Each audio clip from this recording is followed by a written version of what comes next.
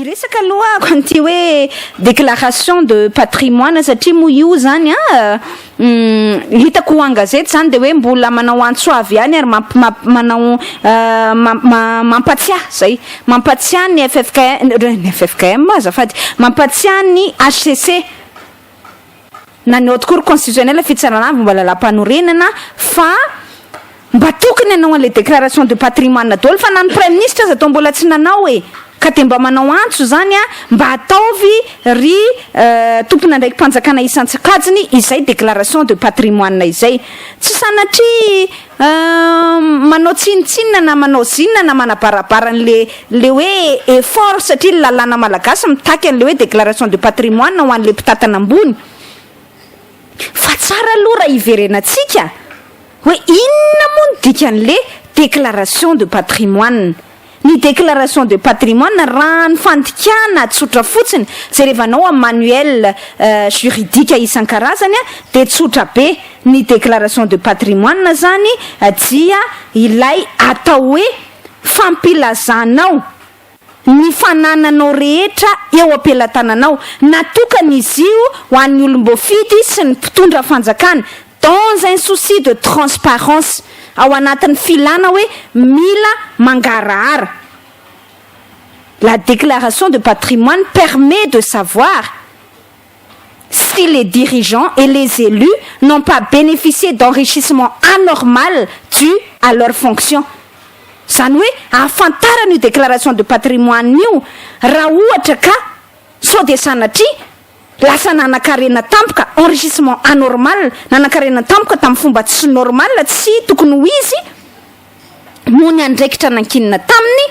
ny mpitondra fanjakana anankiray zay ny dikany atao hoe déclaration de patrimoine ary arak'izay tenenina izay dia ny sens zany na ny dikan'le déclaration de patrimoine tsy hoe rehefa mipetraka any amin'ny HCC de matory somatsara ao anatin'ny tiroaran'ny HCC de hoe tsara be fa vita le déclaration de patrimoine misarika atsika mihitsy zany mba ho afaka andanjalanjan'le izy fa tsy hoe faly fotsiny miteka bravo ho an'izay efa nanao le déclaration de patrimoine de omena tsiny le tsy nanao le déclaration de patrimoine fa le izy mitovy ianao sy ny tsy misy ny tsy mifakaizana nanao ianao na tsy nanao le déclaration de patrimoine raha le endrika amin'izao fotoana izao ampitondrainy ny lalànantsika sy ny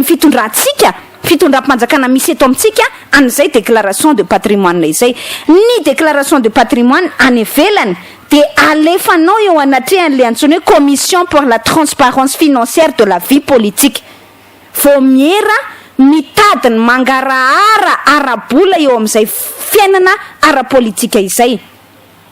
Mitanjona ho ia de hoe jerena tsara sao de nanakarena tampoka ianao lasa nahazo trano be mezinezina ianao nahazo fiara tsara tare ianao nahazo arena miopapany ianao teo anelanelany zay fotoana tao anatin'izay fotoana nidiranao teo amin'ny fitantanany raha-mpanjakana izay mandra-pivoakanao teo zay ny asan'le commission pour la transparence financière de la vie politique any ivelany any zay mihitsy ny sensariny atsika moa zany de ohatran'ny mandika bêtement zany mi-imité bêtement na hoe mangalataka be fatany zany an'ilay déclaration de patrimoine any ivelany mba manao déclaration de patrimoine any any ivelany ndao mba anao koa tsika raiso any amin'ny Bianco raiso any amin'ny HCC soupli fermé eny mipetraka eo mais non ny déclaration de patrimoine ny olona any ivelany de tsy maintsy avoakanao ampay be maso hitan'ny olona amin'ny alalan'ny média io commission pour la transparence de la financière de la vie politique io no mamoaka an'izay ianina de nilaza i Ségolène Royal zao ohatra tamin'izy nilatsaka président de la république ary mbola nao mafisiny zany rehefa lasa ministre ny énergie izy raha tsy diso ako l'énergie renouvelable nao mafisiny zay hoy izy hoe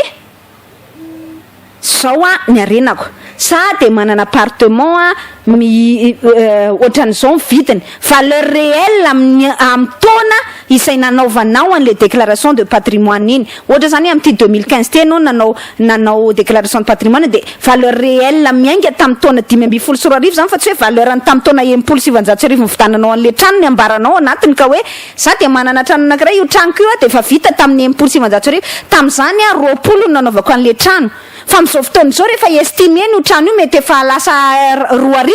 de le 2,000 ny déclarenao fa tsy le 20 akory. Zay le sens le déclaration de patrimoine zany hoe le fomba fanao zany io atondroko atsika io azavaiko atsika io de miteny zany ohatra Ségolène Royal za de manana appartement mitentina 250 000 euros za de manana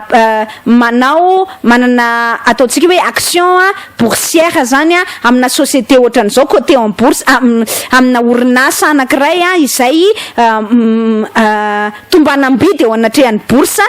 manana io mety hoe 1 million de dollars 1 million d'euros. Ny tanjona ao anatin'izay de afatarana rehefa mivoaka publika ary mivoaka publika daholo ny fananana ny ministre sy ny président de la république sy ireo aux employés de l'état frantsay ireo député sénat sénateur et ainsi avoka publika daholo ianona de manana trano ohatr'izao ariananina ianona de manana appartement ohatr'izao ianona de manana patrimoine immobilier ohatran'izao ianona de manana voiture na ohatran'izany na ohatran'izao izy de manana ny zanany de ohatran'izao nomeny anina izy de manana société ohatran'izao io société io de zao ny valeurany raha ny fanombatombanana azy eo amin'ny mifanaraka amin'iny taona nanaovana an'le fanambarana iny mivoaka ho fantatry ny rehetra izany de miara mitsara amin'izay ny vahoaka rehetrarehetra ny tombo-trano anankidimy ny tranony mandra-pialany teo amin'le ministra eo amin'izay zany le hoe enrichissement anormal. Ny tanjona ao anatin'izay de hoe mba tsy hanaovanao fanararota-pahefana hampananakarena sy hampitomboana amin'ny paosinao tompoko lay fijanonanao ao anatin'ny ministère na ao anatin'ny présidence de la république na primature na député na assemblée nationale zany amin'ny parlement anao parlementaire anao. Zay midika le déclaration de patrimoine zany hoe raha tsoroko zany ny tiako tenena aminareo de hoe na manao déclaration de patrimoine mametraka an'izany any amin'ny HCC aza ny mpitondra fanjakana amin'izao fotoana izao tsy misy dikany mihitsiny zany na kely azy izy sy ny tsy misy ny tsy mifakaiza hoe satria ianao vahoaka malagasy de tsy mahalala ihany na de mba izestiavana aza sy akana gazety aza no hoe manao déclaration de patrimoine fa ianao malagasy de tsy mahalala hoe inona marina zany nambarany ao anatiny izay déclaration de patrimoine izay ka hitsaranao rehefa aveo hoe mitombo ohatran'izao ny arena na niena ohatran'izao na tsy netsika ny arena raha tsy netsika ny arenany de tsy nangalatra izy zany raha netsika ny arenany de nangalatra izy zany ka ohatra ka tsy voapirofina hoe zao no nazahoaka an'io zavatra io zay c'est là tout le sens de la déclaration de patrimoine fa tsy hoe nentina izahozahoana fotsiny hoe manao déclaration de patrimoine bravo ka hoe hidradradradrany HCC avinareo manao déclaration de patrimoine ary député sy ny sisa ry ministre sy ry président de la république sy ry premier ministre tsy misy dikany zany rehefa tsy fantatrao vahoaka hoe inona ny arena nambary anao zay ny tanjona ary ohatra ny any an-dafy zao de ahafahana mahafantatra ihany koa hoe so ianao de tsy mandoa hetra ary marina mitombona loatra zany satria ny vahoaka amin'ny madinika terena andoa hetra daholo fa le olona ambony mialahaly amin'le hetra fotsiny de ny any ivelany zany raha vao mihoatra n'iny jerevako teo le izy nandritra ny hira teo so de diso manko ny teneny ny any ivelany zany nanomboka tamin'ny taona 2012 misy an'le hoe impôt sur la fortune ISF raha vao manana arena zany ianao mihoatra ny 1 300 000 euros 1,3 million d'euros de mandoa an'le ISF ianao zany hoe ny intérêt anaovanao an'le déclaration de patrimoine ihany koa any ivelany de ahitana hoe so ianao de olona assujetti zay ny filazana azy assujetti ny filazan'le hoe mandoa hetra zany amla hetra impôt ISF impôt sur la fortune zay zany zay anton'izay no ilaina le déclaration de patrimoine fa tsy hoe atao fotsiny mba hisehosehoana le déclaration de patrimoine hoe ny tena zava-dehibe de hoe nametraka ny déclaration de patrimoine koa fa ny tena tanjona atao anatin'le izy de hoe so de mba nitombo loatra ny arenanao ary mangarahary iny tsy maintsy fantatra mihitsy hoe za de nanana an'ity ny vadiko de nanana an'ity zay ny zavatra tiatsika resanao anatin'le izy hoe mba ahafahanao mandohetra zany ohatra ny any an-dafo zany zao de ahafahana mitsara hoe ianao ve anisan'ny tokony andohetra impôt sur la fortune raha be da be ny arenanao. Raha ohatra moa zany tsy zay de mba ahafahana mijery hoe sao de lasa nanan-karena tampoka ianao. Zay ny débat tia napetraka ao anatin' zany adefitsika izany.